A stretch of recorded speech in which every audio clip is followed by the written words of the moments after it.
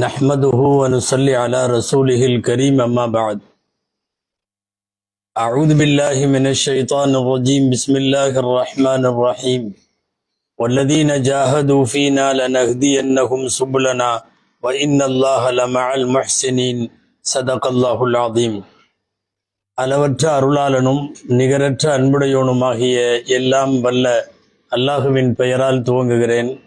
அருமைநாயகம் முஹம்மது ரசூலுல்லாஹ் ஸல்லல்லாஹு அலைஹி வஸல்லம் அவர்களின் மீதும் நற்பாக்கியங்கள் நிறைந்த அவர்களுடைய உம்மத்தின் மீதும் குறிப்பாக இக்காணொலியில இணைந்திருக்கிற நம் அனைவர் மீதும் எல்லாம் வல்ல அல்லாஹுவின் நல்லருள் என்றென்றும் நிறைவாக உண்டாவதாக.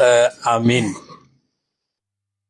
அல்லாஹுவின் பேரருளால் இஸ்லாத்தின் வேர்களும் விழுதுகளும் வரலாற்று தொடரினுடைய 192வது இந்த தொடரில் 6ஆம் நூற்றாண்டிலே வாழ்ந்த அற்புத ஆளுமைகள் என்கிற வரிசையில் நாம் அதிகம் விமர்சிக்கப்பட்ட அல்லாமா இப்னு அரபி ரஹ்மத்துல்லாஹி அலைஹி அவர்களை பற்றி இன்றைய தினம் பார்க்க இருக்கிறோம். இந்த உம்மத்திற்காக வேண்டி மகத்தான சேவைகளை புரிந்து அவர்கள் வாழ்ந்த நூற்றாண்டில் தன்னிகரற்ற ஒரு ஆலிமாய், ஆசிரியராய், பேராசிரியராய், பன்னூலாசிரியராய், ஆன்மீக ஞானியாய், கல்வி கடலாய் விளங்கிய பெருமேதைதான் அல்லாமா முஹியுத்தீன் இப்னு அரபி ரஹிமஹுல்லா, இப்னு அரபி ரஹ்மத்துல்லாஹி அலைஹி என்று சுருக்கமாக சொல்லுவோம்.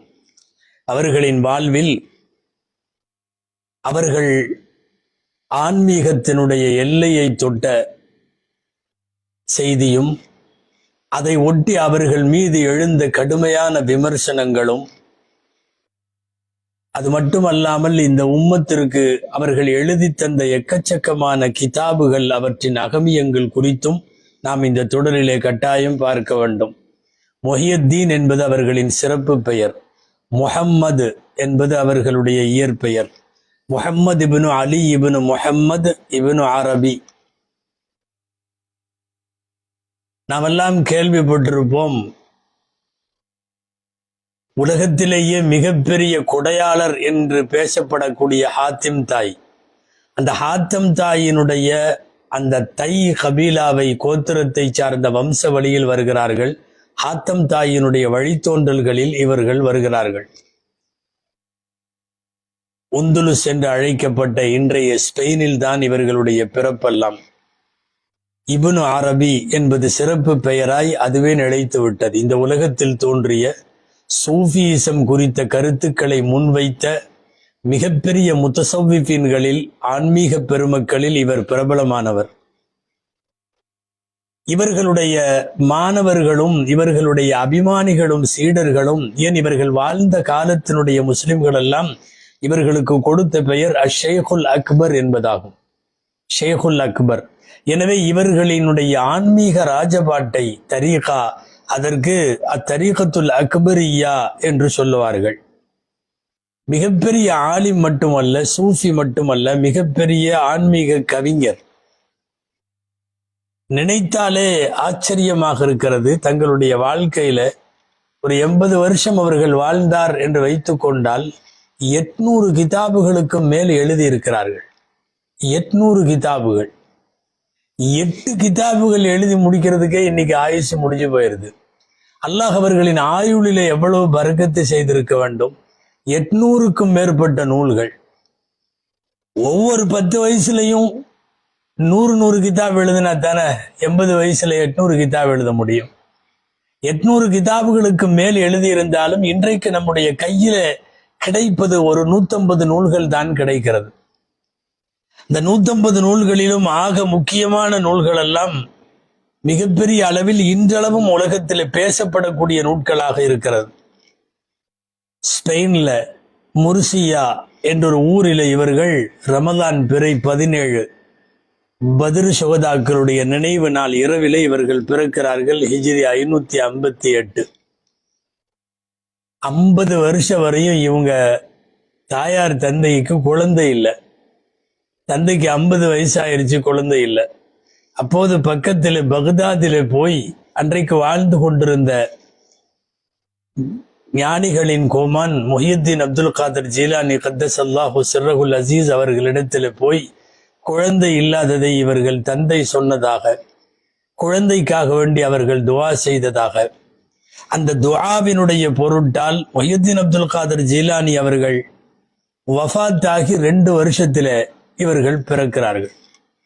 முஹியுத்தீன் அப்துல் காதர் ஜீலானி அவர்களுடைய வஃபாத்திலே இருந்து 2 வருஷம் அப்போது இவர்கள் பிறக்கிறார்கள்.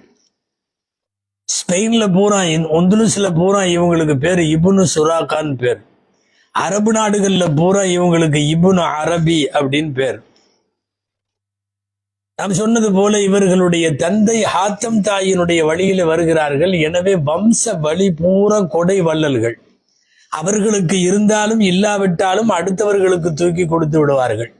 இவர்களுடைய தாய் வடக்கு ஆப்பிரிக்கா நாட்டினுடைய பெர்பரியா இனத்தை சார்ந்த பெண். அதுதான் இவர்களுடைய தாய். குடும்பம் தீனியான குடும்பம். அவர்களுடைய தந்தையை பொறுத்தவரை நிறைய அவர்களை பற்றிய குறிப்புகளில், அவர்களுடைய வரலாறுகளில், அவர்களும் ஹதீசு கலையில் தேர்ந்தவர்கள், ஃபிக்ஹிலே தேர்ந்தவர்கள், ஜுஹுத் என்ற உலக பற்றற்று வாழ்ந்தவர்கள், தக்வாவோடு வாழ்ந்தவர்கள், எப்போதும் திலாவத்திலே இருப்பார்கள். இவங்க சின்ன வயசுல அல்லாமா இப்னு அரபி ரஹ்மஹுல்லா கடுமையான காய்ச்சல்ல பாதிக்கப்பட்டு படுத்த படுக்கையா இருக்கிறாங்க. படுத்த படுக்கையாக இருக்கிற போது காய்ச்சலிலே கனவு காணுகிறார்கள். யாரோ ஒரு பெரிய தீயவர்கள் கூட்டம் இவர்களை தாக்க வருகிறது, கொலை செய்ய வருகிறது. திடீரென்று ஒரு மிகப்பெரிய வீரனை போன்ற தோற்றத்தில், ஆஜாபாகுவான தோற்றத்தில் ஒருத்தர் வந்து எல்லா தீயவர்களையும் அழித்து விடுகிறார், இவரை காப்பாற்றி விடுகிறார். இது கனவு. கனவிலேயே அந்த காப்பாற்ற வந்தவரிடத்துல கேட்கிறார், நீ யார்? பதில் சொல்லுகிறது அந்த உருவம், நான் தான் சூரத்து யாசீன் என்று சொல்லுகிறது. உடனடியாக மறைந்து விடுகிறது. இவர்கள் கண்விழித்து பார்க்கிறார்கள். தலைமாட்டிலே உட்கார்ந்து கொண்டு தன்னுடைய மகனுக்கு ஏற்பட்ட காய்ச்சல் சரியாக வேண்டும் என்று இப்னு அரபி ரஹ்மத்துல்லாஹி அலைஹியுடைய தந்தை அவர்கள் சூரத்து யாசீனை ஓதிக்கொண்டிருக்கிறார்கள். ஷிஃபாவுக்காக சூரா யாசீனை ஓதிக்கொண்டிருக்கிற போது அவர்கள் கனவில் இப்படிப்பட்ட கனவு.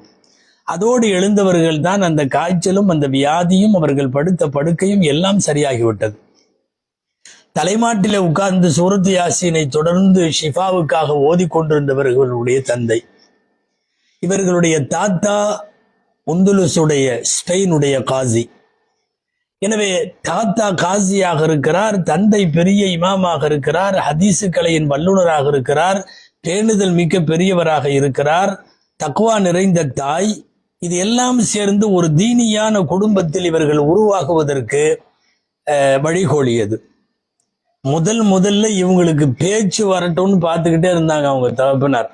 இப்னு அரபி ரஹ்மத்துல்லாஹி அலைஹி பேச்சு வாயில நல்லா வந்த உடனே அந்த ஊர்ல இருக்கிற பெரிய இமாம் அபூபக்கர் இப்னு ஹலஃப்னு சொல்லி அவங்கள்ட்ட கொண்டு போய் அவரை வந்து அன்னைக்கு அமீதுல் ஃபுகஹான்னு சொல்லுவாங்க, ஃபுகஹாக்களுக்கான முதல்வர் அவர். அவர்கிட்ட கொண்டு போய் சின்ன குழந்தையா இருக்கிற பையனுக்கு பேச்சு வந்துருச்சுன்னு கொண்டு போய் விட்டா 10 வயசுக்குள்ள குர்ஆனெல்லாம் ஓதி சபஅ கிராத் என்று சொல்லக்கூடிய 7 கிராத்துகளையும் முழுமையாக திருக்குர்ஆன் முழுவதையும் செய்து முடிக்கிறார். 10 வயதாகிற போது கிராத்துகள் அனைத்தும் அவர்களுக்கு அத்துப்படி என்கிற அளவுக்கு அவர்கள் ஆகிவிட்டார்கள். அல்லமா இப்னு அரபி ரஹ்மத்துல்லாஹி அலைஹியை பற்றி பார்க்கிற போது முக்கியமான ஒரு விஷயம் ஆரம்பத்திலேயே சொல்லிவிட வேண்டும். இன்னொருத்தர் இதே பேர்ல இருக்கார். அவரு காத்திப் அபூபக்கர் இப்னுல் அரபி அவங்க பேர். 2 பேருமே இப்னு அரபி ஃபேமஸ் ஆனதுனால அவரை இப்னுல் அரபின்னு சொல்லுவாங்க, இவரை இப்னு அரபின்னு சொல்லுவாங்க. இடையில இருக்காது, அலிஃப்லாம் இருக்காது. இப்னுல் அரபின்னு சொன்னா காத்திபே அபூபக்கர் இப்னுல் அரபி. வெறும் இப்னு அரபின்னு சொன்னா அவர்கள்தான் சூஃபிசத்திலே மிகப்பெரிய கரை கண்ட இன்றைக்கு நாம் பேசிக் கொண்டிருக்கக்கூடிய அல்லாமா முஹியுத்தீன் இப்னு அரபி ரஹ்மத்துல்லாஹி அலைஹி அவர்கள். இவர்களுடைய சிறப்புகளையும் பெருமைகளையும் சமகாலத்திலே வாழ்ந்த வலிமார்களிடத்திலே கூட சொல்லலாம், கேட்கலாம். சூஃபிசத்திலே மிகப்பெரிய ஞானத்தை தொட்ட அல்லாமா ஷிஹாபுத்தீன் சுஹ்ரவர்தி ரஹ்மத்துல்லாஹி அலைஹி, உலமாக்களுக்கு தெரியும், மிக பிரபலமான அவாரிஃபுல் மஆரிஃபினுடைய ஆசிரியர் அல்லாமா ஷிஹாபுத்தீன் சுஹ்ரவர்தி ரஹ்மத்துல்லாஹி அலைஹி சொல்லுகிறார்கள், இப்னு அரபி யாரு தெரியுமா? அவர் ஷேகுல் அக்பர், பெரிய ஷேக். அவர் ரயீசுல் முகாஷிஃபின், ஞான தெளிவு பெற்றவர்களின் தலைவர். பஹ்ருல் ஹகாயிக், அவர் உண்மைகளின் கடல். இமாமுல் முஹக்கிகீன், ஆய்வாளர்களுக்கு தலைவர். சுல்தானுல் ஆரிஃபீன், அல்லாஹுவை நன்கறிந்தவர்களுக்கெல்லாம் பேரரசர் என்றெல்லாம் அவர்களுடைய பட்ட பெயர்களை, சிறப்பு பெயர்களை எழுதி வைத்திருக்கிறார்கள் அல்லாமா ஷிஹாபுத்தீன் சுஹ்ரவர்தி ரஹ்மத்துல்லாஹி அலைஹி. நிறைய எழுதினாங்க. சூஃபிசம் சார்ந்த கருத்துக்களை எழுதுகிற போது எப்போதும் உலகத்திலே எதிர்ப்பு கடுமையாக வரும். எதிர்ப்புகளை தாண்டியும் ஞானிகள் எப்போதும் நிலை நிற்பார்கள். அந்த அடிப்படையில் இவர்களுடைய எழுத்துக்கு நாலா பக்கமும் எதிர்ப்பு, 8 திக்கிலும் எதிர்ப்பு. ஆனா மறுபக்கம் நிறைய பேர் இந்த உலகத்தில் இவர்களினுடைய அபார திறமையை, ஞானத்தை கண்டு வியந்து பாராட்டி இருக்கிறார்கள். நேர் எதிர்நிலையில இருக்கிற ஷியாக்கள் கூட இவர்களை பாராட்டி இருக்கிறார்கள். இந்த ஷியாக்கள் தூக்கி வச்சு கொண்டாடுற 12 இமாம்கள் பெயர் இருக்கிறதா இல்லையா? அதாவது நபிமார்கள் ரேஞ்சுக்கு அவர்கள் பேசக்கூடிய அந்த 12 இமாம்களை பற்றி இவர்கள் சிறப்பாக எழுதியதால் இவர்கள் ஷியா பிரிவை சார்ந்தவர்கள் அல்ல. இவர்கள் அஹ்லு சுன்னத் வல் ஜமாஅத்தினுடைய பெரிய ஆலிம். ஆனாலும் அவர்களுடைய இமாம்களை பற்றி மதிப்போடு எழுதியிருந்த காரணத்தால் ஷியாக்களிடத்திலேயும் இவர்கள் கண்ணியத்தோடு பார்க்கப்பட்டார்கள். அல்லாமா இப்னு அரபி ரஹ்மத்துல்லாஹி அலைஹி அஷ்-ஷைகுல் அக்பர், பெரிய ஷேக்னு பேர் இருக்கு. இன்னொரு முக்கியமான பேர் இருக்கு, அல் கிப்ரீத்துல் அஹ்மர் அப்படின்னு பேர். கிப்ரீத்னா நாம சொல்றோம்ல, தீப்பெட்டி, தீக்குச்சி, சிவப்பு தீக்குச்சி அல்லது சிவப்பு கந்தகம் அப்படின்லாம் சொல்லலாம்.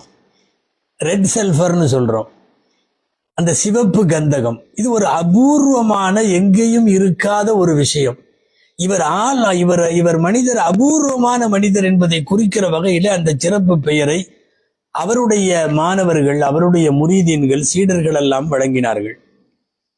அல்லாமா இப்னு அரபி ரஹ்மத்துல்லாஹி அலைஹி அவர்கள் ஏறத்தாழ 20-30 வருஷத்துக்கு மேலாக ஊராக போனவர்கள். உலகத்தினுடைய பல்வேறு பகுதிகளுக்கும் போயிருக்கிறார்கள். ஹிஜ்ரி 598 சற்றேறக்குறைய இவர்களுக்கு ஒரு 30-40 வயசு இருக்கும். அந்த மாதிரி நேரத்துல இவர்கள் மக்காவுக்கு வருகிறார்கள்.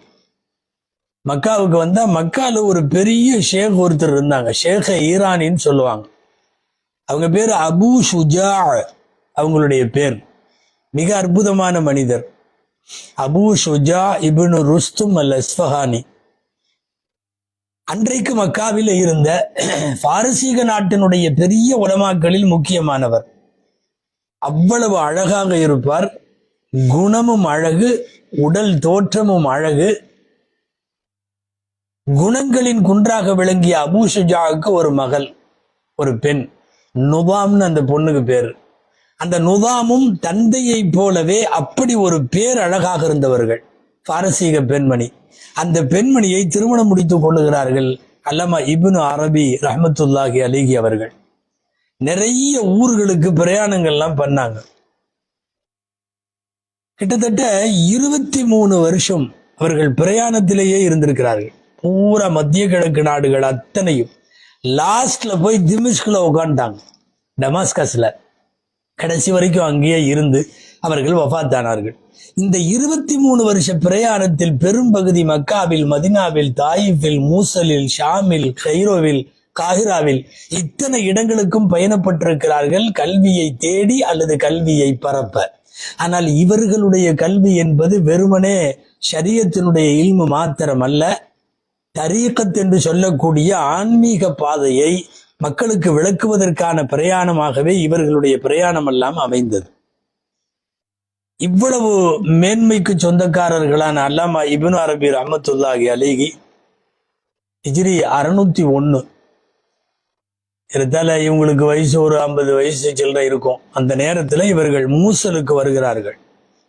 அந்த ஊர்ல மூசல்ங்கிற ஊர்ல மிகப்பெரிய ஒரு சூஃபி ஞானி ஒருவர் இருந்தார். அலி இப்னு அப்துல்லா இப்னு ஜாமியா, பெரிய சூஃபி. ஹதரத் ஹிதர் அலைஹிஸ்ஸலாம் அவர்களை நேரடியாக சந்தித்து சூஃபியாக்களுடைய புழக்கத்திலே சொல்லுவதானால் ஹிர்கத் என்று சொல்லக்கூடிய ஹிதர் அலைஹிஸ்ஸலாமிடமிருந்து துண்டு கொடுப்பார்கள். அவர்கள் ஹலீஃபா என்பதற்கு அடையாளமாய், தங்களின் பிரதிநிதி என்பதற்கு அடையாளமாய் ஒரு துணி கொடுப்பார்கள். அந்த துணியை பெற்றவர் மூசலிலே இருந்தார். அவரை போய் சந்திக்கிறார்கள் அல்லாமா இப்னு அரபி ரஹ்மத்துல்லாஹி அலைஹி. அவர் ஹிதர் அலைஹிஸ்ஸலாமிடம் தான் பெற்ற துண்டை அல்லாமா இப்னு அரபி ரஹ்மத்துல்லாஹி அலைஹியின் கையில கொடுத்து ஹிதர் அலைஹிஸ்ஸலாமினுடைய துண்டை ஒப்படைக்கின்றார்கள். அதே வருஷம் அதை வாங்கி கொண்டு நேராக ரசூலுல்லாஹ்வுடைய ரவுலா ஷரீஃபுக்கு வருகிறார்கள் அல்லாமா இப்னு அரபி ரஹ்மத்துல்லாஹி அலைஹி. அவர்கள் குறித்த வரலாறுகளை எழுதியிருக்கிற சுமார் 50க்கும் மேற்பட்ட நூல்கள் அல்லாமா இப்னு அரபியை பத்தி. அந்த நூல்களில் பலவற்றிலையும் இந்த செய்தி இருக்கிறது. பெருமானார் ஸல்லல்லாஹு அலைஹி வஸல்லம் அவர்களுடைய ரவுதாவிலே வந்து ஜியாரத்து செய்து அங்கே கொஞ்ச நாள் தங்கிவிட்டு அதற்கு பிறகு கைரோவுக்கு வருகிறார்கள். ஏறத்தாழ ஓராண்டு காலம் அந்த பக்கம் சுற்றி இருந்தவர்கள் மீண்டும் மக்காவுக்கு வந்து 3 வருஷம் தங்கினார்கள். லேசாக அவர்களுடைய பிரயாணங்களை சொல்ல வேண்டும் என்பதற்காக நான் இதை வரிசைப்படுத்துகிறேன். இதையெல்லாம் முடித்துவிட்டு மக்காவிலே 3 வருஷம் இருந்து விட்டு தான் பகதாதுக்கு வருகிறார்கள். அன்றைக்கு பகதாது மட்டுமல்ல, முழுக்க அரபு நாடுகள் அத்தனையிலையும் மிகப்பெரிய அளவில் ஃபேமஸாக இருந்த அல்லாமா ஷிஹாபுத்தீன் சுஹ்ரவர்தி ரஹ்மத்துல்லாஹி அலைஹி தரீகத்தினுடைய பாதையில பெரியவர்கள், அவர்களை போய் அங்கே சந்திக்கிறார்கள். சந்தித்து அவர்களின் துஆக்களை எல்லாம் பெற்றுக் கொள்ளுகிறார்கள். இவங்க வெறுமனை ஷரியத்தை மட்டும் படிக்கல, யகூதிகளுடைய அத்தனை அவங்க வேதம், கொள்கை, கோட்பாடு எல்லா நூலையும் படிச்சு கரைச்சு முடிச்சிருக்கிறாங்க. நசாராக்களுடைய எல்லாம், சௌராஷ்டிரர்களுடைய மதம் வரைக்கும் அத்தனையும் அவர்கள் படித்தார்கள். ஃபலாசிஃபாக்கள், ஃபல்சஃபா, கிரேக்க தத்துவங்களை எல்லாம் படித்தார்கள். கணிதத்தை குறிப்பாக படித்து அதிலே தேர்ந்தவர்களாக இருந்தார்கள். அல்லாஹ் எக்கச்சக்கமான கலைகளை இவர்களுக்கு கற்றுக் கொடுத்தார்.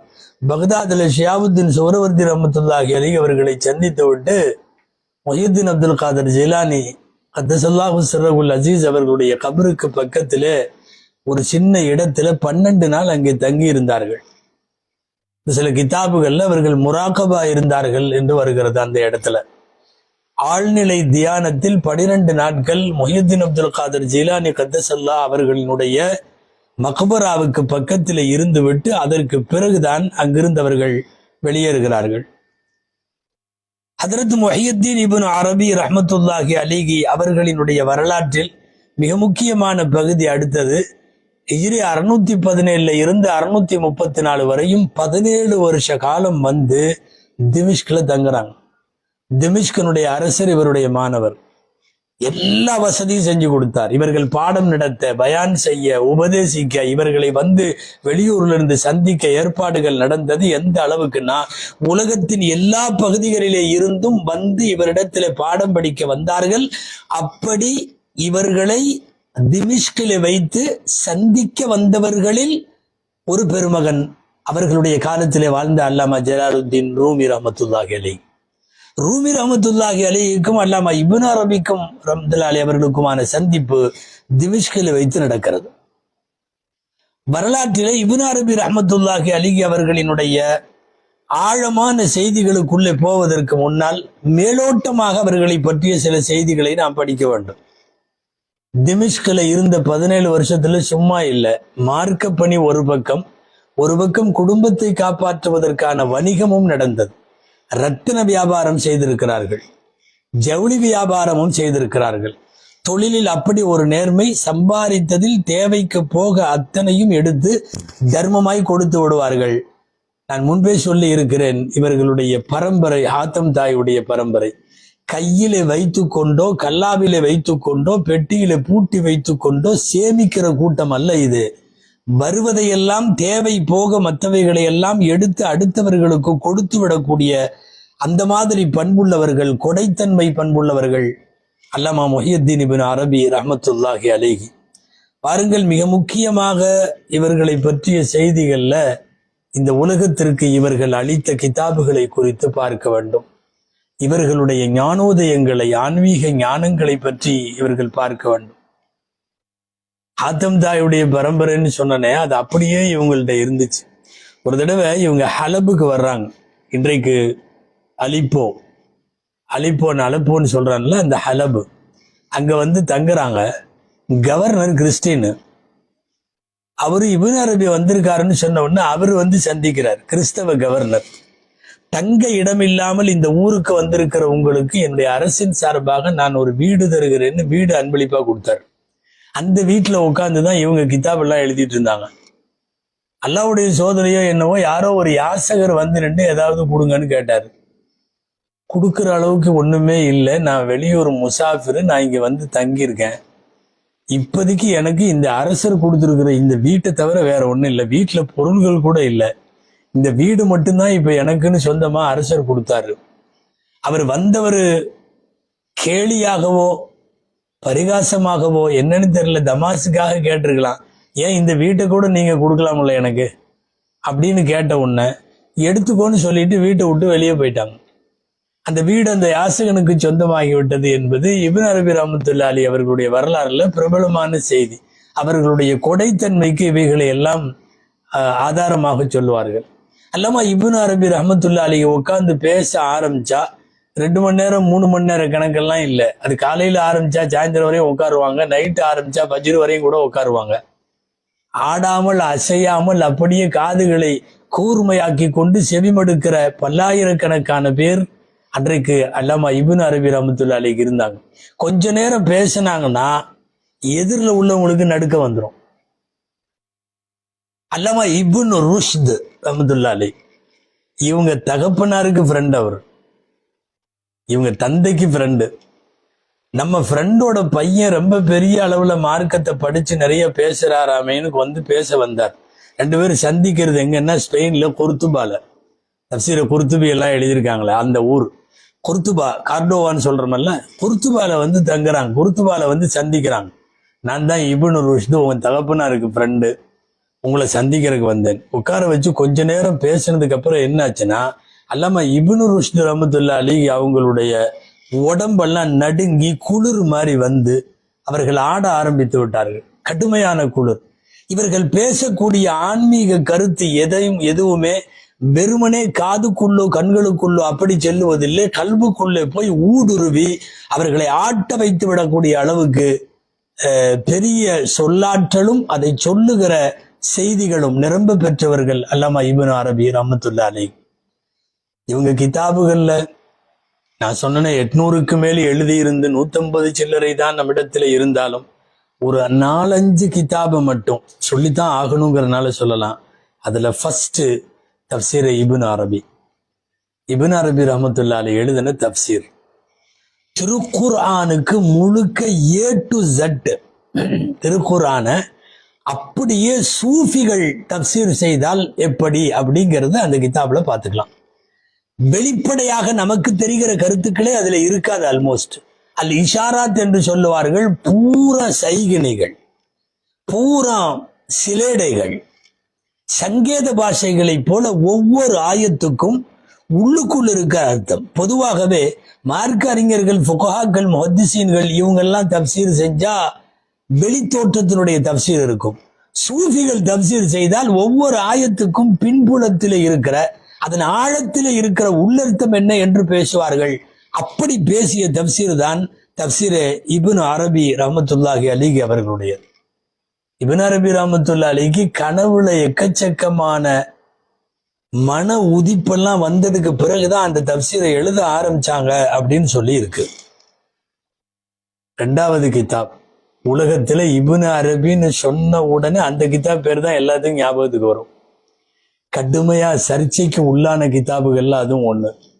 இன்னைக்கு வரைக்கும் இப்னு அரபி ரஹ்மத்துல்லாஹி அலைஹி அடையாளமே அதுதான், ஃபுதுஹாத்தே மக்கியான்னு பேர். மக்காவிலே உதித்த உதிப்புகள் அந்த கிதாபுக்கு பேர்.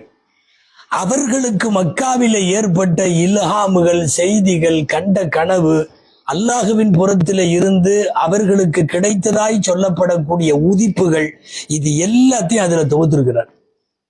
போற இடமெல்லாம் அந்த கிதாப பேப்பர்களை தூக்கிட்டு போய் போய் போய் அந்த காலத்துல எழுதி எழுதி 37 சஃபர் 37 பிரயாணங்களில் எழுதி முடிக்கப்பட்ட கிதாபு தான் ஃபுதுஹாத்தே மக்கியா. மொத்தம் அதை பாடம் பாடமா பிரிச்சீங்கன்னா 560 பாடம் இருக்கு. எதுல? ஃபுதுஹாத்தே மக்கியாவில். அல்லாஹ் அக்பர். ஃபுதுஹாத்தே மக்கியாவை போல ஆன்மீகத்தை சொட்ட சொட்ட பரிமாறக்கூடிய கிதாப் இல்லை. நான் ஏன் இதை அழுத்தமா சொல்றேன்னா, இந்த கிதாபை உலகத்துல எதிர்த்த மாதிரி வேற யாரும் எந்த கிதாபையும் எதிர்க்கல. சூஃபிகள் எழுதுகிற கிதாபுகளுக்கு ஒரு பக்கம் சிறிய அளவில வரவேற்பு இருக்கும், பெரிய அளவில எதிர்ப்பு இருக்கும். அந்த அடிப்படையில அவர்களை புரிந்து கொள்ள, அவர்கள் சொல்ற விஷயத்தை உள்வாங்கி கொள்ளுவதற்கு நிறைய பேர் தயாரா இல்லை. அவர் சொல்றாரு, அரிசில இருந்து பறந்து வரும் ஒரு பறவை, அது எனக்கு வழிகாட்டி, அந்த பறவை என் உள்ளத்துக்குள்ள ஏற்படுத்திய ஒரு உதிப்பு. ஃபுதுஹாத்தே மக்கியாவை எழுத சொல்லி என்னை சொன்னது. ஃபுதுஹாத்தே மக்கியா முழுக்க முழுக்க சூஃபிசத்தை நம்முடைய அறிவோடு ஒப்பிட்டு இணைத்து பேசக்கூடிய நூல் தான் ஃபுதுஹாத்தே மக்கியா. அவரை ஏறத்தாழ கடுமையான விமர்சனத்திற்கு உள்ளாக்கப்பட்ட நூல்கள்ல இந்த நூல் ஒண்ணு. இதே ஃபுதுஹாத்தே மக்கியா தான் சூஃபியாக்களின் அகராதின்னு சொல்றாங்க. அந்த அளவுக்கு சூஃபி ஞானத்தை பற்றிய செய்திகளை எல்லாம் எழுதியிருக்கிறது. நம்பினவர்களுக்கு அது ஆகப்பெரிய பொக்கிஷம், நம்பாதவர்களுக்கு அதை போல ஒரு மோசமான நூல் உலகத்திலே இல்லை. இப்படி 2 பார்வைகளும் அந்த நூலிலே இருக்கிறது. போதாகரைக்கு இந்த நூல் மாதிரியே இன்னொரு நூல், அது அவர்கள் எழுதிய நூல் ஃபுசூஸுல் ஹிகம் அப்படின்னு பேர். ஃபுசூஸ் அல் ஹிகம். இப்னு அரபி ரஹ்மத்துல்லாஹி அலைஹி கனவுல வந்த இல்ஹாமை மட்டும் எடுத்து கனவுல வந்த உதிப்புகளை மாத்திரம் தொகுத்து எழுதினாரு. இதுவும் கடுமையான சர்ச்சையை உண்டு பண்ணது மட்டுமல்ல, இந்த கிதாபு வெளியே வந்த பிறகுதான் பல பேர் இப்னு அரபிய காஃபிர்னு சொன்னாங்க. கடுமையான முறையில இதுவெல்லாம் அன்றைக்கு விவாத பொருளாக ஆக்கப்பட்டது. இந்த உம்மத்துல மிகப்பெரிய சர்ச்சைகளை ஏற்படுத்திய கிதாபுகள்ல ஃபுசூஸுல் ஹிகம் அது ஒரு கிதாப். இவர்கள் எழுதிய அந்த கிதாபுகளிலேயே மிக அதிகமாக இவர்கள் சிறைச்சாலை வரை போகக்கூடிய அளவுக்கு இவர்களை ஏற்படுத்தியது இந்த ஃபுசூஸுல் ஹிகம். இதுக்கு முன்னாடி உள்ள ஃபுதுஹாத்துல் மக்கியா ஒரு கிதாபு, இது ஒரு கிதாப். இந்த ஃபுதுஹாத்தே மக்கியா எக்கச்சக்கமான உலகத்தின் இலக்கியவாதிகள் எல்லாம் விரும்பி இருக்கிறார்கள். நீங்க கேள்விப்பட்டிருக்கலாம், இத்தாலியனுடைய லிட்ரேஷன்ல டான்டே அப்படின்னு ஒருத்தர் எழுதின டிவைன் காமெடி, அது ஃபுதுஹாத்தே மக்கியாவில் இருந்து தான் தழுவி எழுதப்பட்ட கவிச்சரம். டிவைன் காமெடியாவை எழுதின டான்டே இதை ஒட்டி தான் எழுதினாருன்னு சொல்லுவாங்க. இங்கிலாந்துல புகழ்பெற்ற இலக்கிய தரத்துல அந்த நூல்கள் எல்லாம் இருந்தது அல்லவா. இப்ப இந்த ஃபுசூஸுல் ஹிகம் எழுதி இதுவும் சர்ச்சையாயிருச்சு. இது மட்டுமல்ல, தர்ஜுமானுல் அஷ்வாக்னு ஒரு கிதாபு, பிரியமானவர்களின் மொழிபெயர்ப்பாளர் அப்படின்னு ஒரு கிதாப், காதலர்களின் மொழிபெயர்ப்பாளர். அவர் இறை காதலிலே எழுதியதாக கொல்லப்படுகிறது மாணவர்களால். இல்ல, அவர் மக்காவுக்கு வந்த இடத்துல நுதாம்னு ஒரு பொண்ணை கல்யாணம் பண்ணார்ல, அந்த பொண்ணை பத்தி எழுதின கவிதைன்னு கிளப்பி விட்டாங்க. மொத்தத்தில் காதல் எவ்வளவு தூரம் ஒரு ஆன்மா இன்னொரு ஆன்மாவை காதலிக்க முடியும் என்கிற காதல் ரசம் சொட்ட சொட்ட எழுதப்பட்ட நூல் அது தர்ஜுமானுல் அஷ்வாக் அப்படிங்கிற நூல். அல் இஅலாம் பி இஷாராத்தி அஹ்லில் இல்ஹாம் அப்படின்னு ஒரு நூல். உதிப்புகளை பற்றி கஷ்ஃப்னு சொல்றமல்ல, வலிமார்களுக்கு ஏற்படக்கூடிய ஞான தெளிவுகளை பற்றிய நூல். பெரிய பெரிய அறிஞர்கள், தத்துவ மேதைகள்லாம் அவங்க அறிவே தடுமாறி போகிற அளவுக்கு அவர்கள் வியப்படைந்த ஒரு நூல் கிதாபுல் யகீன். அது அல்லாமா இப்னு அரபி ரஹ்மத்துல்லாஹி அலைஹியுடைய நூல். இப்படி சொல்லிட்டே போலாம், தொடர்ந்து நூல்களை சொன்னா போர் அடிக்கும், நிறைய சொல்லிக்கிட்டே போறாங்கன்னு. ஷத்ரஞ்சுல் ஆரிஃபின்னு ஒரு கிதாபு. ஷத்ரஞ்சுல் ஆரிஃபின்னா அவுலியாக்களுடைய சதுரங்க விளையாட்டு. ஷத்ரஞ்சுன்னா செஸ் விளையாடுறது. ஷத்ரஞ்சுல் ஆரிஃபின் வேணா இப்படி சொல்லலாம், ஆன்மீக பெருமக்களின் சதுரங்கம் அப்படின்னு சொல்லலாம். அப்படி ஒரு கிதாபு. அதிலேயும் வலிமார்களினுடைய ஏராளமான இந்த விலாயத்தினுடைய ரகசியங்களை எழுதுகிறார்கள். அல் ஃபனாஉ ஃபில் முஷாஹதா, அல்லாஹுவினுடைய பாதையில தன்னை அழித்து கொள்ளுதல் அப்படின்னு சூஃபிசத்துல அடிக்கடி வருது. அதுக்கு விளக்கமாக இவர்கள் எழுதிய நூல் அது மிக முக்கியமான இடத்தை பெற்ற நூல். இப்படியே சொல்லிக்கிட்டே போனா நிறைய நூல் ஆயிரும். அன்பிற்குரியவர்களே, என்னன்னா ஃபுதுஹாத் மக்கியா, ஃபுசூசுல் ஹிகம், இந்த 2 நூல் கடும் சர்ச்சை. அல்லாஹ்வை பத்தி இவர் தப்பா எழுதுறாரு, வஹ்தத்துல் வஜூத் எழுதுறாரு, காணும் பொருளை எல்லாம் கடவுளுங்கிற தத்துவத்துல உள்ளவர், மக்களை குழப்புறாரு, இவருடைய நூல்களை எரிக்கணும், படிக்க கூடாது, இவர் மன்சூருல் ஹல்லாஜ் மாதிரி நான் தான் அல்லான்னு சொன்னார்ல அந்த மாதிரி வரிசையில உள்ளவர் இவரு அப்படின்னு சொல்லி எக்கச்சக்கமான எதிர்ப்புகளை இவர்களுக்கு கொண்டு வந்து விட்டார்கள். அல்லாஹ் தாலா எதிர்ப்புகள் ஒரு பக்கம் இருந்தாலும் பேனாவை மட்டும் இவர் மூடவே இல்லை. இப்னு அரபி எழுதிக்கிட்டே தாயிஃப்ல இப்னு அப்பாஸ் ரலியல்லாஹு அன்ஹு ஜியாரத் பண்றதுக்கு போறாங்க. மக்கா வந்தப்போ இப்போ நிறைய பேர் போறாங்கல்ல, மக்காவுக்கு உம்ராவுக்கு போறவங்க, ஹஜ்ஜுக்கு போறவங்க தாயிஃப்ல போய் இப்னு அப்பாஸ் ரலியல்லாஹு அன்ஹுடைய மக்பராவை பார்ப்பாங்க. அவங்க வாழ்ந்த இடமெல்லாம் இப்னு அப்பாஸ் ரலியல்லாஹு அன்ஹுடைய இடத்துக்கு ஹிஜ்ரி 599 போய் தாயிஃப்ல இருந்துட்டு அங்க உட்கார்ந்து 1 மணி நேரத்துல எழுதின கிதாப் ஹில்யத்துல் அபுதால், வலிமார்களை பற்றி உண்டான நூல் 1 மணி நேரத்துல எழுதி முடிச்சிருக்கிறாங்க. அல்லாஹ் எவ்வளவு 1 மணி நேரத்துல ஒரு கிதாப் எழுதி முடிக்கிறதுன்னா சாதாரண செய்தி அல்ல. இறைவன் சில பேரை எழுதுவதற்கு சில படைப்புகளை அல்லாஹ் தேர்ந்தெடுத்து ஆயுளும் கொடுத்து ஞானமும் கொடுத்து இந்த உலகத்தில் வேலை வாங்கி இருக்கிறான். அதில் உள்ளவர்கள் தான் அல்லமா இப்னு அரபி ரஹ்மத்துல்லாஹி அலைஹி அவர்கள் எல்லாம். இந்த வரிசையில் அபாரமான சாதனைகள் எல்லாம் வாழ்க்கையில செய்து முடித்து விட்டதற்கு பின்னால் இவர்கள் தங்களுடைய வாழ்க்கையில் எதிர்ப்புகளை எக்கச்சக்கமா சந்திக்கிற சூழ்நிலை உங்களுக்கு வந்துச்சு. நான் பொதுவா வலிமார்கள் எதிரிகளை பெருசு பண்ண மாட்டாங்க. சொல்ல போனா எதிரிக்கும் துவா செய்வாங்க. விலாயத்துனா என்னன்னு அடிக்கடி நிறைய பேர் கேட்கிறாங்கல்ல, அவுலியானா என்னன்னு. அஹ்லாக் என்கிற நல்ல குணத்தோட ஒருத்தர் இருக்கிறது தான் வலிமார்களுடைய முதல் அடையாளம். இவங்களுடைய எதிரி ஒருத்தர் ஜனாசா மௌத்தாயிட்டாரு, ஜனாசாவுக்கு வர்றாங்க. இவரை வாழ்க்கை பூரா திட்டினவன் அவன் ஜனாசால வந்து நின்று தொழுதுட்டு ஜனாசா தொழுது முடிச்சுட்டு அன்னைக்கு பூரா கவலையா இருந்தாங்க. பகல் பூரா சாப்பிடல, நீண்ட நேரம் கழித்து இரவு கடைசியில சாப்பிட்றாங்க. காரணம் கேட்கிறார்கள், நான் இவனுடைய பாவங்கள் அனைத்தும் மன்னிக்க வேண்டும் என்று தொடர்ந்து நான் பகலிலே அல்லாஹ்விடத்தில் கேட்டுக்கொண்டே இருந்தேன். கலிமத்து தௌஹீத் லா இலாஹ இல்லல்லாஹ்வ 70,000 தடவை ஓதணும்.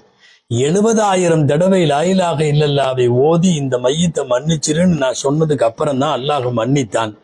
மன்னிச்சு முடிச்சதுனால நான் என் சத்தியப்படி அவனுக்கு மன்னிக்கிற வரை சாப்பிட மாட்டேன்னு சொன்ன, நான் இப்ப சாப்பிட்றேன் என்று சொன்ன இப்னு அரபி ரஹ்மத்துல்லாஹி அலைஹி அவர்கள் மட்டுமல்ல, எக்கச்சக்கமான வலிமார்களை பொறுத்தவரை அவர்களின் முதல் அடையாளமாக இல்மு இர்ஃபான் என்றெல்லாம் சொல்லுவதை விட ரசூலுல்லாவுடைய ஹுலுக் அதீம், அந்த மகத்தான நற்குணத்தை கொண்டவர்கள் தான் வலிமார்களாக இருப்பார்கள்.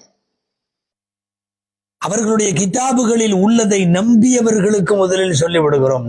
நம்பினோர் கெடுவதில்லை, நம்பலன்னா எந்த பிரச்சனையும் இல்லை. ஹிதர் அலைஹிஸ்ஸலாம் அவர்களை ஏராளமான தடவை இவர்கள் சந்தித்திருக்கிறார்கள். இப்னு அரபி ரஹ்மத்துல்லாஹுடைய வாழ்க்கையினுடைய சில ஆச்சரியமான பக்கங்கள் இதெல்லாம். ஒண்ணு, ஹிதர் அலைஹிஸ்ஸலாத்தை அவங்க நிறைய இடத்துல சந்திச்சது.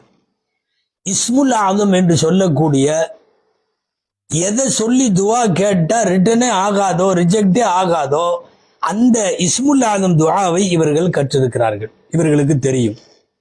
செம்பை பொன்னாக்குகிற கீமியா என்கிற வித்தை இவர்களுக்கு தெரியும். செம்பு இருந்துச்சுன்னா அந்த செம்பை தங்கமாக மாற்றுவது எப்படி என்கிற இல்மு கீமியான்னு சொல்லுவாங்க. அந்த கீமியாவை பற்றி இவர்களுக்கு தெரியும். இப்ப இதெல்லாம் தெரியுங்கிறது இல்லை. அவர் என்ன சொல்றாருன்னா, இது எல்லாத்தையுமே நான் எங்கேயும் படிக்கல, அல்லாஹ் எனக்கு கொடுத்தது. ஹிதர் அலைஹிஸ்ஸலாமை நான் பலமுறை சந்திப்பதும், இஸ்முல் ஆதம் எனக்கு தெரிந்திருப்பதும், நான் கீமியா தெரிந்திருப்பதும், இதுவெல்லாம் நான் எங்கேயும் போய் யார்கிட்டையும் படிச்சு தெரியல, அல்லாஹ் எனக்கு கொடுத்த உதிப்புகளின் காரணமாக வந்தது என்று சொல்லக்கூடிய அல்லாமா இப்னு அரபி ரஹ்மத்துல்லாஹி அலைஹி அவர்கள் ஆன்மீகத்தில் ரொம்ப கரை கண்டவர்கள். இவங்க ஓரிரை கொள்கை அல்ல, அனைத்திரை கொள்கையில இருந்தாங்க. அனைத்திரை கொள்கைன்னா எல்லா பொருளும் கடவுள், எல்லா பொருளும் அல்லாஹ். அல்லாஹ் சூரியன்ல இறங்கிடுறான், சந்திரன்ல இறங்கிடுறான், இப்படி எல்லாம் சொல்லப்படக்கூடிய வழிகேட்டுக்கு சொந்தக்காரர் இவர் ஊரை விட்டு விரட்டணும், இவரை வெளியே அனுப்பணும் என்றெல்லாம் போர்க்கொடி தூக்கியவர்கள் அந்த காலத்தில் நிறைய பேர்.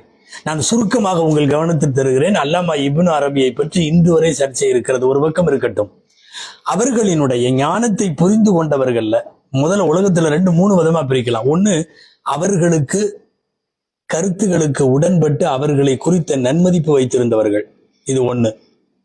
என்னன்னே தெரியல, அவர் பேசுறத பார்த்தா முடிவெடுக்க முடியல, நமக்கு எதுக்கு வம்பு, பேசாம இருந்துடலாம் அப்படின்னு அமைதியா இருந்தவங்க இன்னொரு குரூப். 2வது, மூர்க்கத்தனமாக எதிர்த்தவர்கள் 3வது குரூப். இந்த 3 குரூப் இருக்காங்க. யார் யார்? எல்லாமே பெருமக்கள் தான், அதுல சந்தேகமே இல்லை. அவர்களை ஆதரித்தோரும் மௌனமாக இருந்தோரும் எதிர்த்தோரும் அத்தனை பேரும் இந்த உம்மத்தினுடைய பெரிய உலமா பெருமக்கள், மார்க்க அறிஞர்கள். நாம யாரையும் குறை சொல்ல தயாரா இல்லை. இந்த 3 பிரிவினர்களை இப்னு அரபி ரஹ்மத்துல்லாஹி அலைஹி குறித்து அவர்களுடைய பார்வை அப்படி. யார் யாரெல்லாம் அல்லாமா ரஹ்மத்துல்லாஹி அலைஹி அவர்களை செகண்டார்கள். ஃபர்ஸ்ட் அல்லாமா இப்னு ஹஜர் ஹைத்தமி. ஹஜர் பேர்ல 2 பேர் இருக்காங்க. இவர் இப்னு ஹஜர் ஹைத்தமி ஷாஃபி. அவங்க எழுதுறாங்க, அல்லாமா அவர் வாழ்ந்த காலத்தில் எந்த அளவுக்கு அல்லாமா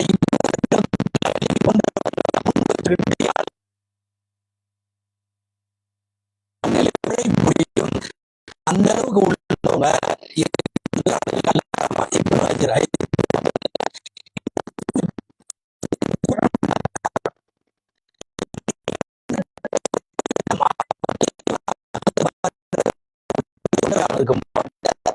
அவ்வளவு பெரிய ஞானம் பெற்றவர் அல்லாமா இப்னு அரபின்னு சொல்றாங்க. 2வது, இதே சூஃபிசத்தில் கரைக மற்றொருவர் அல்லாமா அப்துல் வஹாப் ஷஅரானி ரஹ்மத்துல்லாஹி அலைஹி அவர்கள் 2வதாக பேசுகிறார்கள். அவங்க சொல்றாங்க, நமக்கு தெரியாத ஆன்மீக உலகத்தில் எப்போதும் ரசூலுல்லாஹ்வோடு இருப்பவர் இப்னு அரபி. அவரை பத்தி அபாண்டமா தவறா பேச வேண்டாம். இதெல்லாம் சொல்லுவது ஆக பெரிய இந்த உம்மத்தினுடைய பெருமக்கள். அப்துல் வஹாப் ஷஅரானி அல் யவாகீத் வல் ஜவாஹிர் ஒரு கிதாப் இருக்கு, அதுல இந்த செய்தியை பதிவு செய்திருக்கிறார்கள். காமூஸ் என்கிற அகராதியை எழுதி கொடுத்த அல்லாமா ஃபைரோஸாபாதி ரஹ்மத்துல்லாஹி அவர் இப்னு அரபியை உயர்த்தி பிடித்தவர்கள். அல்லாமா சுயூத்தி ரஹ்மத்துல்லாஹி அலைஹி அவர்கள் இப்னு அப்துஸ்ஸலாம் அவர்களுடைய கருத்துக்களை பதிவு செய்கிற போது ஒரு முக்கியமான நூல் ஃபி தப்ரியத்தி இப்னு அரபி. இப்னு அரபி இப்னு அரபியினுடைய அவர் குற்றமற்றவர் என்பதை உணராதவர்களுக்கு உணர்த்துவது அப்படின்னு கிதாபுக்கு பேர். உணராதவர்களுக்கு உணர்த்துவது.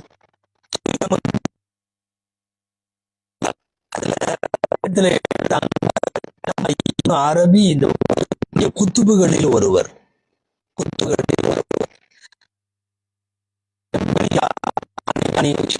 சௌரவதி ரஹ்மத்துல்லாஹி அலைஹி எழுதின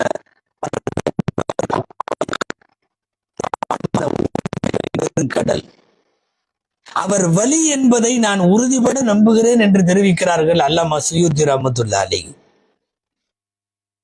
எப்படி ஷஅரானி ரஹ்மத்துல்லாஹி அலைஹி அவர்கள் மீது பொறாமைக்காரர்கள் அவதூறு சொன்னார்களோ அது மாதிரி அல்லாஹ் விஷயமா இட்டு கட்டினதுதான் இது ஒழிய அல்லாமா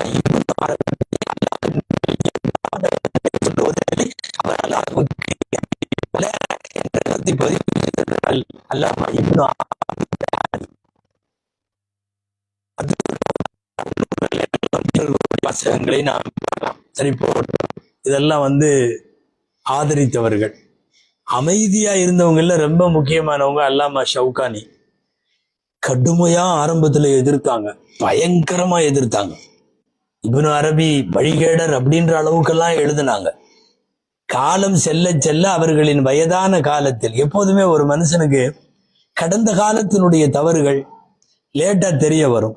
அதே அல்லாமா ஷவுகானி அவர்களுடைய ஆகிருல் ஹயாத்துல, வாழ்க்கையினுடைய கடைசியில என்ன சொன்னார் தெரியுமா?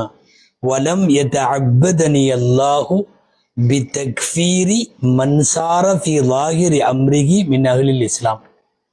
வெளிப்படை தோற்றத்தில் முஸ்லிமாக இருக்கிற யாரையும் காஃபிர் என்று சொல்ல அல்லாஹ் என்னை படைக்கவில்லை, அல்லாஹ் என்னை அப்படி வழி நடத்தவில்லை. அவங்க எழுதின ஃபேமஸான கிதாப் அல் பத்ரு தாலி, அல்லாமா ஷவுகானியுடைய கிதாப், அதுல இந்த செய்தியை பதிவு செய்திருக்கிறார்கள். இது அமைதி காத்தவர்கள். ஆனா என்னன்னா, மூர்க்கத்தனமா எதிர்த்தவங்க லிஸ்ட் பார்த்தோம்னா ஆச்சரியமா இருக்கு. பெரிய பெரிய ஆட்கள் எதனால் எதிர்த்தார்கள், எதனால் இப்படி சொன்னார்கள்னு தெரியல. ஃபர்ஸ்ட் நிக்கிறது அதுல அல்லாமா தஹபி ரஹ்மத்துல்லாஹி, சீர் அலாமுன் நுபுலாவுடைய ஆசிரியர், எக்கச்சக்கமான நூல்களுக்கு ஆசிரியர்.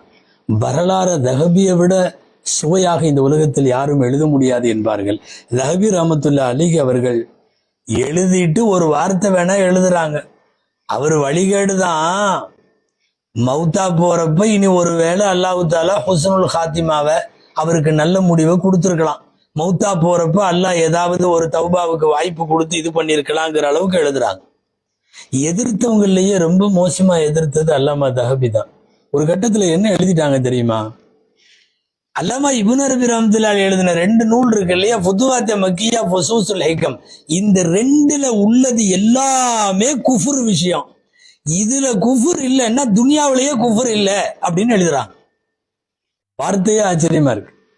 அந்த 2 கிதாபிலையும் குஃபுர் இல்லைன்னா துனியாலேயே குஃபுர் கிடையாது என்கிற அளவுக்கு மூர்க்கத்தனமாக எதிர்த்தார்கள். 2வது, வழக்கம் போல இது போன்ற வழிமார்களை கடுமையாக எதிர்த்து சாடியவர்கள்ல அல்லாமா இப்னு தைமியா. அல்லாமா இப்னு தைமியா மிகவும் வால்லு முதில்லுங்கிற அளவுக்கு இவர் வழிகேடர், இவர் முனாஃபிக் என்கிற அளவுக்கெல்லாம் வார்த்தைகளை பயன்படுத்தி இருக்கிறார்கள். வரலாற்று ஆசிரியர் அல்லாமா இப்னு ஹல்தூன், இப்னு ஹல்தூனும் இதே போன்ற வார்த்தைகளை பயன்படுத்தியவர். அபு ஜரா அல் இராக்கின்னு ஒருத்தர் காஃபிர்னு எழுதி வச்சிருக்கிறார். யார? அல்லாமா இப்னு அரபியை. அதாவது வெளித்தோற்றத்தில் அந்த ஞானத்தை புரிந்து கொள்ள முடியாதவர்களோ அல்லது இவர்கள் என்ன தோற்றத்தில் பார்க்கிறார்களோ, ஏன்னா சொல்றவங்களும் பெரிய பெரிய கல்வியாளர்கள், நாம யாரையும் குறை சொல்ல முடியல. அல்லாமா தகியுத்தீன் இப்னு சுபுகி எழுதுறார், அல்லாமா இப்னு அரபி சரியில்லை. தப்சீர் அல்லாமா அபு ஹையான் அல் உந்துலுசி, அதே ஸ்பெயின் நாட்டுக்காரர், அவரும் இதே கருத்திலே இருக்கிறார். இவங்கெல்லாம் எதிர்த்தவர்களுடைய பட்டியல்ல வர்றாங்க. ஆச்சரியம் என்ன தெரியுமா? இந்த எல்லா எதிர்ப்பை தாண்டி அவ்வளவு சீக்கிரமா யார் விஷயத்திலையும் ரொம்ப அதிர்ந்து பேசாதவர்கள் புகாரியுடைய விரிவுரையாளர் அல்லாமா இப்னு ஹஜருல் அஸ்கலானி ரஹ்மத்துல்லாஹி அலைஹி. இப்னு ஹஜருல் அஸ்கலானியும் இவங்க வழிகேடுன்னு எழுதிட்டாங்க. யார? அல்லாமா இப்னு அரபி ரஹ்மத்துல்லாஹி அலைஹி. அந்த காலத்தில் மிக கடுமையாக எதிர்த்த லிஸ்ட்ல நீங்க எடுத்தீங்கன்னா இப்னு தைமியா, இப்னு ஹஜருல் அஸ்கலானி, அப்புறம் அல்லாமா தஃப்தாசானி ரஹ்மத்துல்லாஹி அலைஹி, இவங்க எல்லாம் கடுமையாக எதிர்த்தவர்கள். நான் ஆரம்பத்திலேயே சொல்லிவிட்டேன், இவர்களை இப்னு அரபி ரஹ்மத்துல்லாஹி அலைஹி ஒத்துக்கொண்டு ஆதரித்தவர்களும் மிகப்பெரிய கல்வியாளர்கள், மார்க்க அறிஞர்கள். எதிர்த்தவர்களும் மிகப்பெரிய மார்க்க அறிஞர்கள், கல்வியாளர்கள். ஒரு கட்டத்தில் எந்த அளவுக்கு ஆச்சுன்னா, இவர் இருக்கக்கூடாதுன்னு சொல்லி இவரை கொலை செய்ய முயற்சி நடந்தது. அதிலிருந்து காப்பாற்றப்பட்டார். அரசிடம் சொல்லி சிறையில் அடைத்தார்கள். தூக்கு தண்டனை கொடுக்கக்கூடிய கைதியாக இப்னு அரபியை தூக்கில போட வேண்டும் என்று பேசினார்கள். கடைசியில சிறையில் அடைக்கப்பட்டு வெளியில நாட்டு மக்களில் அவர்களுடைய ஆதரவாளர்கள், சீடர்கள், மாணவர்கள், அபிமானிகள் அத்தனை பேரும் கிளர்ந்து எழுந்து அவர்கள் கிளர்ச்சியின் பேரில் இவர்கள் சிறையில இருந்து விடுவிக்கப்பட்டார்கள். ஆனா கிட்டத்தட்ட தூக்கு தண்டனைக்கு போய்விடுவாரோ என்கிற அளவுக்கு பல்வேறு அதிகார வர்க்கங்களால் தூண்டப்பட்டு அந்த இடம் வரையும் போனவங்க அல்லாமா இப்னு அரபி ரஹ்மத்துல்லாஹி அலைஹி அவர்கள் எழுதிய கிதாபுக்காக. கொலை முயற்சி எல்லாம் நிறைய தடவை நடந்தது. ஆனால் சமகாலத்துல அது அது அது அது ஒரு பொற்காலம். எக்கச்சக்கமான அறிஞர் பெருமக்கள், அல்லாமா இப்னு ருஷ்த் அப்ப வாழ்ந்தவர், அல்லாமா ஃபஹ்ருத்தீன் ராசி அதே காலம், அல்லாமா இஸ் இப்னு அப்துல் சலாம் அதே காலம், ஆன்மீக ஞானி ஃபரீதுத்தீன் அத்தார் அதே காலம், ஷிஹாபுத்தீன் சுஹ்ரவர்தி அதே காலம், அல்லாமா அபுல் ஹசன் ஷாதலி ரஹ்மத்துல்லாஹி அலைஹி அதே காலம், மஸ்னவியை உலகத்திற்கு தந்த மாபெரும் அறிஞர் ஜலாலுத்தீன் ரூமி அதே காலம். மிகப்பெரிய ஒரு அறிஞர் கூட்டம் சுற்றி இருக்கிற போதுதான் இப்னு அரபி ரஹ்மத்துல்லாஹி அலைஹி இவ்வளவு கிதாபுகளையும் எழுதி முடித்திருக்கிறார்கள் என்று சொன்னால், நிறைய பேர் எதிர்ப்பு தெரிவிக்கல, ஒரு 7-8 பேர் தெரியுது அப்படின்னு சொன்னா புரிந்து கொள்ளுவதற்காக சொல்லுகிறோம். சில நேரம் ஒருத்தரை காஃபிர்னு சொல்றது ரொம்ப ஆபத்தானது. இந்த விஷயங்கள் எப்போதாவது நம்முடைய பார்வையில் வருமானால் மௌனம் காப்பது மட்டும்தான். பிடிக்கலன்னாலும் ஒருத்தரை காஃபிர்னு டக்குன்னு சொல்ல முடியாதே. சொன்ன அறிஞர் பெருமக்கள் எந்த திறனாய்விலே சொன்னார்களோ தெரியவில்லை. எதுவாக இருந்தாலும் அல்லாஹு தாலா இவர்களை எல்லாம் பொருந்தி கொள்ள வேண்டும், அல்லது அவர்களுக்கு எது நன்முடிவோ அல்லாஹ் அந்த முடிவை அவர்களுக்கு தர வேண்டும். மிகப்பெரிய அறிஞர் பெருமக்களுக்கெல்லாம் ஆசானாக திகழ்ந்த அல்லாமா இப்னு அரபி ரஹ்மத்துல்லாஹி அலைஹி 800 கிதாபுகள் அந்த கையில எழுதுறாங்கன்னா அந்த கைகளை எத்தனை கோடி முத்தமிடுவதுன்னு தெரியல. இந்த உம்மத்திற்கு தசவுஃபே இஸ்லாமை மிகப்பெரிய அளவில் அறிமுகப்படுத்தினவர்கள். தசவுஃபை ஏற்பவர்களுக்கு இப்னு அரபி போல மாமனிதர் கிடையாது. தசவுஃபை புறக்கணிப்பவர்களுக்கு இவர்களை போல எதிரி கிடையாது. நம்முடைய தமிழ்நாட்டின் சில சூஃபீச எதிர்ப்பாளர்கள் வரைக்கும் கூட இப்னு அரபி கிதாபுகளை கொளுத்த வேண்டும் என்று பேசியிருப்பதையெல்லாம் நீங்கள் கேள்விப்பட்டிருப்பீர்கள். மிகப்பெரிய ஞானி அல்லமா இப்னு அரபி ரஹ்மத்துல்லாஹி அலைஹி அவர்கள் ஹிஜ்ரி 638 ரபியுல் ஆஹர் பிற 28 அவர்கள் வஃபாத்தாகி காசியோன் மலை என்று சொல்லி திமிஷ்கில ஒரு இடம் இருக்கிறது, அந்த இடத்துல வைத்து அவர்கள் அடக்கப்பட்டார்கள் என்கிற அந்த இப்னு அரபி ரஹ்மத்துல்லாஹி அலைஹினுடைய வரலாறு இந்த உலகத்தில் மிகப்பெரிய ஆன்மீக சர்ச்சைகளை உண்டாக்கியது, ஆன்மீக விழிப்புணர்வையும் உண்டாக்கியது. எப்படி இருந்தாலும் அவர்களின் உள்ளத்தையும் தெளிவையும் அல்லாஹுவே நன்கறிந்தவன். அல்லாஹு ஜல்ல ஷானுஹு தஆலா அல்லாமா இப்னு அரபி ரஹ்மத்துல்லாஹி அலைஹி அவர்களை பொருந்தி கொண்டு அவனுடைய விசாலமான சுவனத்தில் அவர்களுக்கு விசேஷ இடம் தருவானாக. ஆமீன். வ ஆகிரு தஅவானா அனில்